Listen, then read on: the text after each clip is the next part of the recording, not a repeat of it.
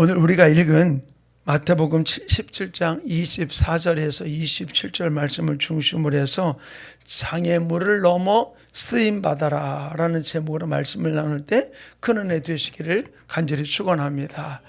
우리가 어떤 일을 하려고 보면 꼭 장애물이 생겨요. 그죠? 근데 그 장애물을 넘어서면은 일이 풀리는데 그 장애물 때문에 못 넘어요. 근데 장애물이 뭐예요? 어떤 일을 추진하려고 그러는데 돈이 모자랄 때도 있어요. 근데 그걸 어떻게 뛰어넘을까요? 옛날에 애들 보면은 그 장난감 아주 놀 때 보면 자기가 혼자 저 한국은행장이 돼가지고 돈을 막 만들어 놔. 그렇게 할 수도 없는 일이고. 근데 우리가 이 장애물은 물질의 장애물도 있고 건강의 장애물도 있고 또는 사람과의 관계의 장애물도 있고 환경의 장애물, 여러 가지 많은 장애물이 우리를 힘들게 할 때가 있어요. 근데 우리가 장애물을 어떻게 뛰어넘어서 쓰임받을 수 있느냐? 저는 오늘 이 말씀을 준비하면서 참 우리가 어떤 때는 하나님 뜻대로 살아간다, 하나님 이렇게 나를 사랑하셔서 감사하다, 그러고 어느 날 보면은 휘떡 마음이 돌아설 때가 있어요. 그리고 자꾸 표시 안 나게 한 걸음 반 걸음 뒤로 물러설 때가 있어요. 근데 오늘 여기 본문에 나오는 물고기를 좀 이야기하려고 그래요. 물고기. 예수님이 성전에 들어가면 성전세를 내는데 반세겔을 내는데 베드로하고 둘이 들어가니까 두 사람 합쳐 한 세겔을 내야 되는 거잖아요. 근데 딱 들어가려고 그러니까 야, 왜 성전 들어가는데 성전세를 안 내느냐? 그렇게 이제 이야기를 하니까 예수님이 베드로에게 묻습니다.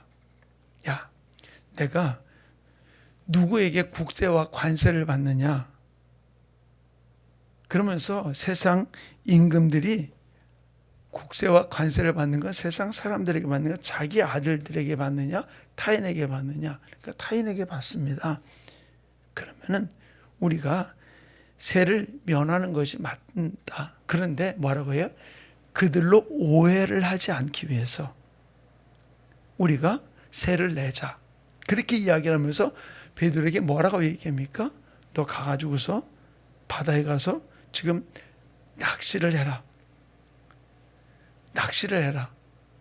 낚시는 뭐예요? 미끼를 끼워가지고서 집어넣는 거 아니에요. 낚시를 던지면은 고기 한 마리를 잡을 건데 그 잡으면 그 고기를 잡아서 딱 보면은 그 입에 한 세겔 동전이 물려 있을 거다. 그러니까 그걸 가져와라. 그러니까 베드로도 이 뭔 소리요? 그렇지만 누구의 선생님이 하는 이야기니까 가서 낚시를 했어요. 그랬더니 탁 뭐 입질해서 탁 당겨서 다 보니까 이게 저기 한 세겔 동전을 물고 있는 거예요. 그래가지고 그거를 탁 갖다가 나하고 예수님하고 내는 거다 그러고 내고는 들어가게 된 거예요. 자, 저는 이 말씀을 오늘 준비를 하면서 느끼는 게 뭐냐? 미물도 이 물고기도 하나님의 일을 이루기 위해서 또 예수님이 너 잡은 물고기가 한 세겔 돈을 물고 있을 거다라는 이 말씀을 물고기가 알아들었을까요? 못 알아들었을까요? 알아들었으니까 물고 있었지. 근데 모르고도 물었을 수 있어요. 모르지만 저거 내가 물어야 되겠다고 덜컥 물은 거야. 근데 자, 입에 물고기를 물으면은 집보다 더 큰 물고기를 물어도 물고 뱃속으로 들어가겠지만 동전이 물면 어떻게 돼요? 찌그러져요? 안 찌그러져. 딱딱한 게 그냥 계속 입안에 걸려 있는 부분들이 되는 거예요. 그런데 이 물고기가 누구예요? 하나님의 뜻을 이루기 위해서, 하나님의 비전을 이루기 위해서 어떻게 했어요? 한 세겔 그 동전을 입에 물고 있었던 거예요. 저는 이 모습을 보면서 물고기 입이 얼마나 불편했을까? 얼마나 불편했을까? 참 힘들었을 거예요. 이걸 뱉을 수도 없고, 왜? 뱉으면 안 되잖아. 그 뱉지도 못하고, 먹이도 먹을 수도 없고. 근데 이 물고기가 얼마 동안 물고 있었을까요? 가장 좋은 거는 예수님이 베드로라고 얘기하는 순간 물었을 수도 있어. 그러면 덜 불편했겠죠. 몰라요. 하루 동안 물고 있었는지, 이틀을 물고 있었는지, 1시간을 물고 있었는지, 뭐 금방 그때 물고 있었는지는 몰라요. 그런데 더 중요한 건 뭐냐? 그 물고기가 입에다가 동전 한 입을 물고 있는데 거기에 또 낚시가 미끼를 가지고 내려와요.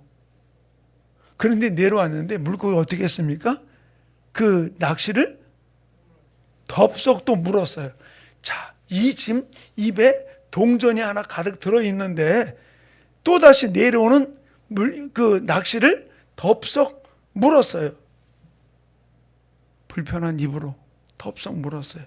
저는 여기서 이 모습을 좀 살펴보면서 몇 가지로 생각해 보기 원해요.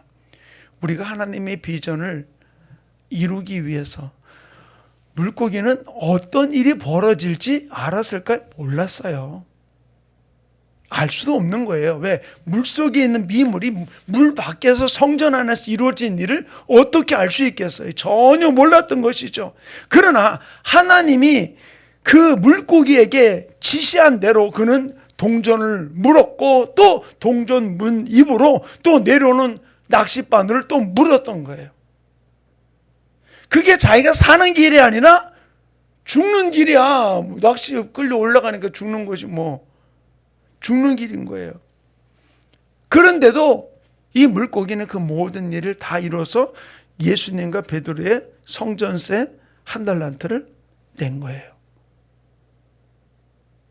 저는 이 말씀을 보면서 우리가 하나님의 비전을 이루기 위해서 달려가는데 첫 번째로는 바로 무엇이냐? 우리의 불편함이 하나님의 비전을 이루는데 핑계가 될 수 없다는 거예요.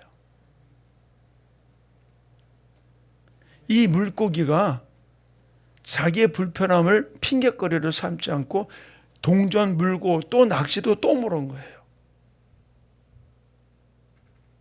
우리가 하나님의 비전이 이게 확실하다라고 믿으면은 이게 하나님 우리에게 원하시는 뜻이라고 내가 분명히 믿는다면은 우리는 우리의 불편함을 뛰어넘어서 이 불편함의 장애물을 뛰어넘어서 하나님이 원하시는 일을 위해서 달려가는 우리 충만교 모든 성도들 되기를 간절히 축원합니다. 예수님 우리에게 이렇게 말씀하셨어요. 마태복음 16장 24절. 자, 우리 앞에 장이니까 한번 읽어봅시다. 마태복음 16장 24절. 한번 우리 같이 읽겠습니다. 마태복음 16장 24절 같이 읽겠습니다. 시작.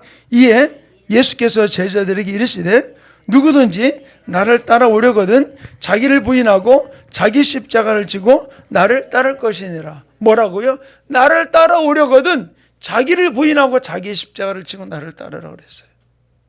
물고기도 예수님을 따르기 위해서 자기를 부인했어요. 내가 먹고 싶은 것만 아니라 먹을 수도 없는 동전 물고 또 그 다음에 자기의 목숨을 잃을 수 있는 낚싯바늘까지 물어버린 거예요. 베드로가 기분 좋아서 동전만 꺼내고 다시 물속에 던졌을 일인지는 모르겠지만 어쨌든 그거는 자기의 모든 것이 끝나는 모습이었음에도 불구하고 그 불편함을 뛰어넘어서 감당하고 나갔던 물고기의 모습을 볼 수 있어요. 주님 우리가 뭐라고 말씀하십니까? 나를 따라오려거든 자기를 부인하고 자기 십자가를 지고 나를 따르라. 결국 주님 우리에게 뭐를 요구하십니까? 나를 부인하라는 거예요. 우리의 생각과 우리의 불편함, 우리의 모든 걸 부인하라. 그리고 자기 십자가를 지고 나를 따르라 라고 이야기해 주고 있는 거예요. 그리고 예수님이 또 말씀하신 것은 마가복음 9장 23절에 예수께서 이르시되 할 수 있거든요. 무슨 말이냐? 믿는 자에게는 능치 못할 일이 없느니라. 우리가 믿음을 가지고 나갈 때 내가 어떻게 나를 부인해? 내가 어떻게 나 십자가를 져? 그러나 나는 할 수 없지만 뭐라 할 수 있거든요. 무슨 말이냐? 믿는 자에게 능치 못할 일이 없느니라. 자기 아픈 아들을 예수님께 데려왔을 때 고칠 수 없게 되니까 제자들이 막 고치다 못 고치고 변화산상에 올라갔던 예수님이 내려왔을 때 그 아버지가 예수님께 이렇게 이야기합니다. 고쳐줄 수, 할 수 있거든. 한번 내 아들을 고쳐주십시오 라고 이야기하는 거죠. 그때 예수님 뭐라고요? 할 수 있거든이 무슨 말이냐? 믿는 자에게는 능치 못할 일이 없느니라. 신앙생활은 양다리 걸친 게 아니에요. 한번 이렇게 해보자 되면 하고 안 하면 안 하는 게 아니야. 신앙생활은 한 길을 가는 거예요. 아멘. 우리에게는 여러 가지 선택이 주어질 때가 있어요. 그래도 한 길을 가는 거예요. 그래서 할 수 있는가 할 수 없는 걸 내가 판단하는 게 아니에요. 뭐라고요? 할 수 있거든요. 무슨 말이냐? 믿는 자에게는 능치 못할 일이 없느니라. 우리의 불편함을 뛰어넘어서 나 자신을 부인하고 주님을 따라가는 일에 우리는 전심전력하며 달려가야 될 부분들을 언급하고 있는 것이죠. 믿음이 모든 것을 할 수 있는 거예요. 그래서 주님은 빌립보서 4장 13절에 뭐라고 했냐? 내게 능력 주시는 자 안에서 내가 모든 것을 할 수 있느니라. 제가 아까 우리 찬양을 딱 보혈 찬양을 부르고 맨 마지막에 성령님에 대한 찬양을 불렀어요. 그리고 제가 뭐라고 멘트를 했습니까? 내가 아무리 결단하고 영원히 주님을 찬양한다고 고백해도 성령님이 내 안에 계시지 않으면 우리는 할 수 없다. 성령님이 내 안에 계실 때만이 내 결단을 이룰 수 있고 하나님의 뜻을 이룰 수 있다라고 말씀을 드렸어요. 결국 내게 능력 주시는 자 안에서 성령님이 나와 함께 내게 능력 주실 때 우리는 모든 일을 할 수 있는 것입니다. 아멘. 그렇기 때문에 그분을 구하고 그분과 동행하고 나갈 때 우리는 내 모든 불편함을 뛰어넘어서 하나님의 비전을 이루는 아름다운 통로로 쓰임받는 귀한 역사가 우리의 삶 가운데 이루어지게 되는 줄로 믿습니다. 하나님은 우리에게 능력 주셨어요. 믿으십니까? 아멘. 어떤 능력 주셨어요? 능력 주셨다며.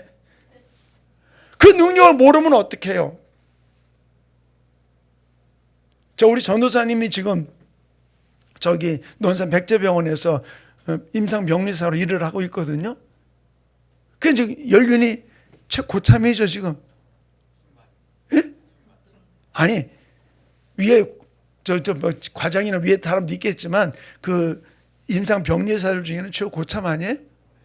그렇지. 최고참이요. 고참인데 자 봐요. 고참으로서 자기가 모든 일을 할 때 어떻게 해요? 사람들의 모든 일, 그 같은 임상병리사들을 지시하는 일을 할 수 있는 거예요. 근데 초임이 들어온 게, 나는 이걸 못하니까 이렇게 하고 누굴 이렇게 뭐 이렇게 막 하면 뭐라고 그래. 꼴값 하고 있네. 그럴 거라고요. 근데 이제 어쨌든 고참이니까 어떻게 해요? 모든 그 스케줄이나 당직이나 모든 거를 조절을 하는데 우리 전사님 되게 재밌어요. 교회 예배를 중심으로 당직을 짜면 좋겠고 어떤 데는 요즘 잘 짜. 어떤 목사님 요번 7월 달에는 금요일 날만 제가 당직을 들어갑니다. 그래서 금요일 날. 근데 가끔 주일날도 못 나는 게 당직을 걸렸는데 왜 그러냐? 아마 자기가 할 수 있을 수도 있겠지만 맨날 자기는 요리 빠지고 조리 빠지는 거는 빠지면 안 될 것 같으니까 자기도 함당하고 밑에 사람들 적당하게 나눠서 하는 것 같아요. 내 추측에. 전사님 한번 얘기해 본 적도 없어. 내 추측에. 근데 전도사님이 어쨌든 최계 고참이다 보니까 자기에게 주어진 권한이 있잖아요. 그 권한을 가지고 모든 거를 업무를 총괄할 수 나가는 부분들이 이루어질 수 있는 것이죠. 그 위에 또 더 높은 직급의 사람도 있겠지만 그게 뭐예요? 이미 그 병원에서 주어진 권위를 가지고 하는 거예요. 근데 우리는 어떤 권세가 있냐는 거예요. 요한복음 1장 12절에 영접하는 자 곧 그 이름을 믿는 자들에게는 하나님의 자녀의 권세를 우리에게 주었어요. 아멘. 이 자녀의 권세를 가지고 있으면은 우리는 하나님의 권한과 같은 권한이라고 볼 수 있는 거예요. 왜? 내 아버지의 힘이니까. 그럼 여러분은 누구예요? 흙수저예요? 금수저예요? 아이고 그 대답은 금방 나오네. 금수저예요. 우리는 하나님의 자녀이기 때문에 금수저예요. 그러니까 우리에게는 어떤 권한이 있냐는 거예요. 내게 능력 주시는 자 안에서 내가 모든 것을 할 수 있느니라. 바로 나에게는 어떤 권세가 있느냐? 하나님의 자녀의 권세가 있다는 사실을 기억하면서 우리는 세상의 어떤 앞에 주눅드는 자가 되지 말고 우리 그 모든 걸 뛰어넘어서 장애물을 넘어서 쓰임받는 주인공 되기를 간절히 축원합니다. 아멘. 두 번째로는 단계를 뛰어넘을 때 역사가 일어나요. 그 고비를 넘을 때는 너무 힘들어요. 근데 그 고비를 뛰어넘으면 역사가 일어나는 것이죠. 자, 물고기가 동전 물고 있을 때 얼마나 힘들었겠어요? 거기다 또 내려오는 낚시까지 그냥 덥석 무는 일이 얼마나 부담스럽고 힘들었을까요? 아팠을까요? 낚싯바늘에 찔리니까. 근데 그 단계를 뛰어넘었을 때 어떻게 됐어요? 예수님의 성전세를 바치는 도구로 쓰임받게 된 거잖아요.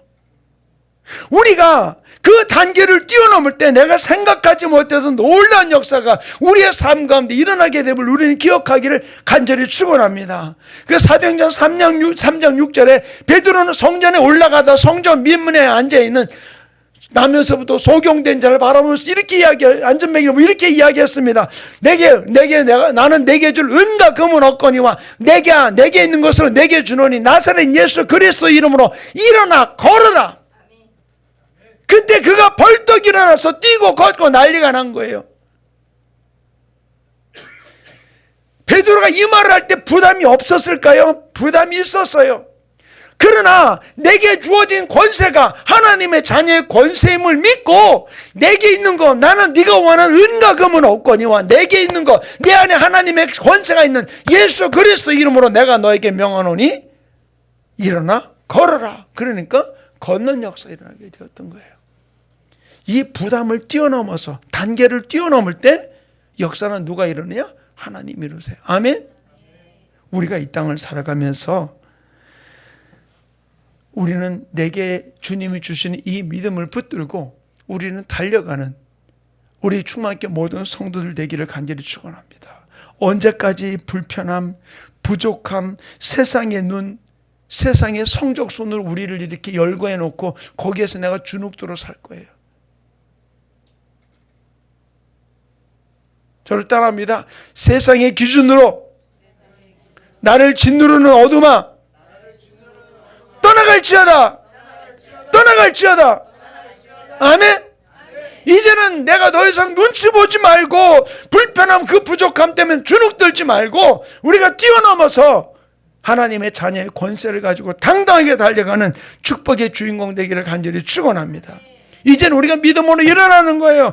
그래서 우리는 믿음으로 중단하지 않고 끝까지 주님이 나와 함께 하실 그 나라를 바라보면서 비전을 바라보면서 보좌를 바라보면서 힘있게 달려가는 아름다운 주인공 되기를 간절히 축원합니다. 하나님 우리에게 말씀하십니다. 민수기 14장 28절에 너희 말이 내 귀에 들린 대로 내가 시행하리라. 내가 선포하는 거예요. 내 안에 어둠은 떠나갈지어다. 불편함은 떠나갈지어다. 나를 주눅들게 하는 건 떠나갈지어다. 나는 할 수 있다.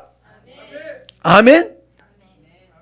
우리가 이 단계를 뛰어넘어가면서 내가 지금 이루었다고 선포하는 게 아니라 주님의 말씀을 믿고 이루어질 것을 믿고 내가 선포할 때 너희 말이 내 귀에 들린 대로 시행하시는 그분이 우리의 삶을 풀어주는 역사가 일어나게 되는 줄로 믿습니다. 믿음의 말을 선포하는 주인공 되기를 간절히 축원합니다. 따라합시다. 나는 믿음의 말을 선포하리라.